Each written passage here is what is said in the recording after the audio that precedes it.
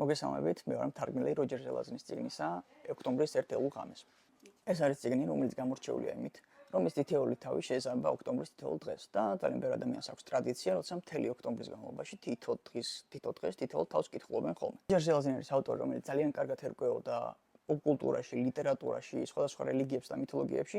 ამიტომ ამ ტექსტში თავმოყრილი არის ბევრი ისეთი ელემენტი, რომელიც უნდა გამოიცნოთ საიდან არის, მაგალითად ზოგიერთი სხვადასხვა წიგნების პერსონაჟები, სხვადასხვა მითოლოგიებიდან პერსონაჟები და ეს პროცესი კითხვას ძალიან სასიამოვნო აქტად აქცევს. იმ შემთხვევაში, თუ კი ვერ მოახერხებთ, რომ მიხვდეთ, რომელი პერსონაჟი საიდან არის, ამაში ბოლოს მეც წამოგეშველებით. ეს არის ტექსტი, რომელიც 1994 წელს წარდგენილი იყო ნებულაზეს და ძალიან კარგად მიიღო როგორც ხალხმა, ისე კრიტიკოსებმა და ძალიან მაღალი შეფასებებით დაიმსახურა.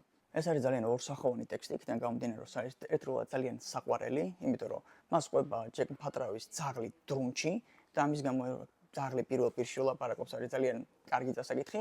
მეორე მხრივ არის ძალიან საშიში, იქიდან გამომდინარე, რომ არის ჰელოუინზე, როგორც შინაარსობრივად ისე ესთეტიკით და არის სისხლიანი სცენებით, საშინელი სცენებიც მასში და შესაბამისად ამ ორის ნაზავია, მაგრამ უფრო მეტად ვიტყოდი, რა არის უფრო საყვარელი, კარგი დასაკითხი და ადვილად შეყვარებადი წიგნი პირველივე გვერდებიდან. კიდევ ერთი კარგი რაც ამ ტექსტს აქვს, ეს არის ზომა, იქიდან გამომდინარე, რომ ხანდახან ფანტასტიკას უფრთხიან ხოლმე, იმიტომ რომ ფანტასტიკის ჟანრის წიგნები გამოდის ძალიან დიდი და ვიღაცები 6-7 გვერდიან წიგნებსაც კი წერენ ხოლმე, მაგრამ ეს ტექსტი შედარებით უფრო პატარა ზომის არის, მაგრამ თან სრულად ჩამოყალიბებული ფანტასტიკა, პირველი გვერდიდან ბოლო გვერდამდე სრული ტექსტია, მთავრდება მეორე მესამე ნაწილი მას არ აქვს, ასე რომ თუ გინდათ რომ ფანტასტიკის კითხვა დაიწყოთ და არიცით საიდან, ეს იქნება ერთ-ერთი ყველაზე კარგი პირველი ნაბიჯი ფანტასტიკის ჟანრში თქვენი.